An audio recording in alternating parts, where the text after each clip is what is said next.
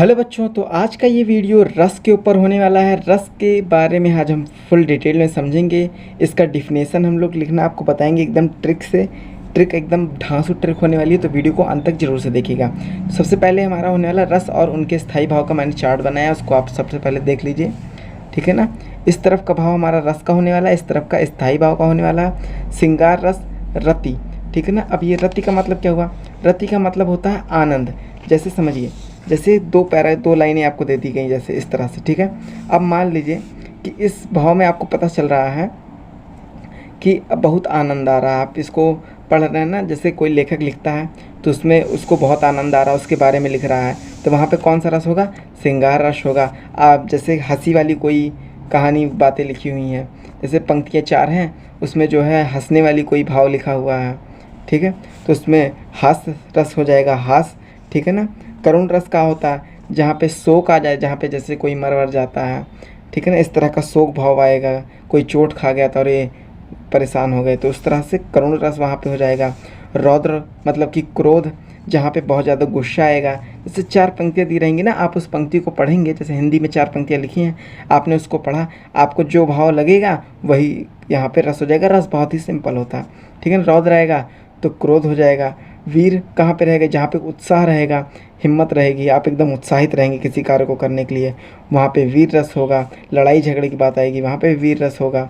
भयानक, भय यानी कि आप डर रहे हैं, ठीक है ना, भय जहाँ पे डरने वरने वाली बात आएगी, वहाँ पे भयानक रस हो जाएगा। विभत्स, वहाँ पे कौन सा होगा?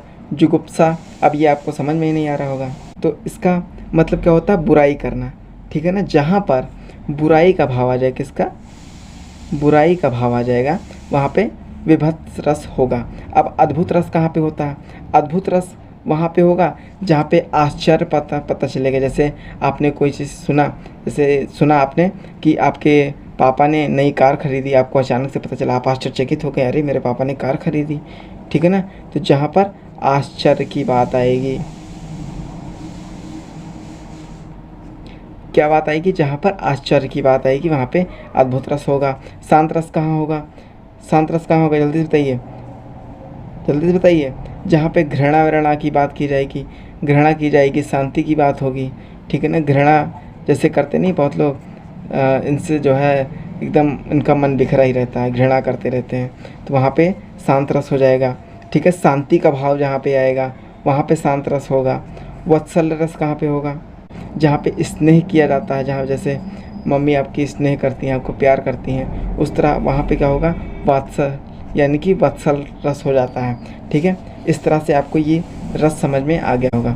अब हम समझते हैं कि इसका जो है डिफिनेशन कैसे लिखते हैं। डिफिनेशन देखिए, ट्रिक क्या है, मेन चीज़ यहाँ पे ट्रिक वाला ही सिस्टम है।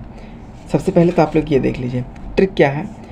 काव्य में जहाँ पर भाव, विभाव, अनुभाव तथा संचारी भाव से डैश नामक स्थायी भाव की पुष्टि होती है, वहाँ पर डैश रस होता है, ठीक। अब ये आपको नहीं समझ में आ रहा होगा, देखिए मैंने क्या लिखा हुआ। कहने का मतलब ये है कि यहाँ पर आपको स्थायी भाव वाला सेक्शन भरना है। ये इसमें जितना है, ठीक है ना, इन सभी को आपको यहाँ पे भरना है। कौन से जगह पे? इस वाले जगह पे आपको भरना है, ठीक है। कौन सा? ये वाला आपको यहाँ पे भरना है, और ये वाला जो जितने भी रस हैं उन सभी को यहाँ पे भरना। अब जैसे मान लीजिए मुझे श्रृंगार रस की परिभाषा बनानी है, और इसका स्थायी भाव क्या है? रति, ठीक है। अब देखते हैं, काव्य में जहाँ पर भाव, विभाव, अनुभाव तथा संचारी भाव से रति नामक स्थायी भाव की पुष्टि होती है, वहाँ पर कौन सा अलंकार होता है? श्रृंगार रस होता है। अलंकार, सॉरी मैंने गलती से बोल दिया। अब जैसे आपको बनाना है हास्य का, सिंपल सा, काव्य में जहाँ पर भाव, विभाव, अनुभव तथा संचारी भाव से हास्य नामक स्थायी भाव की पुष्टि होती है, वहाँ पर हास्य रस होता है।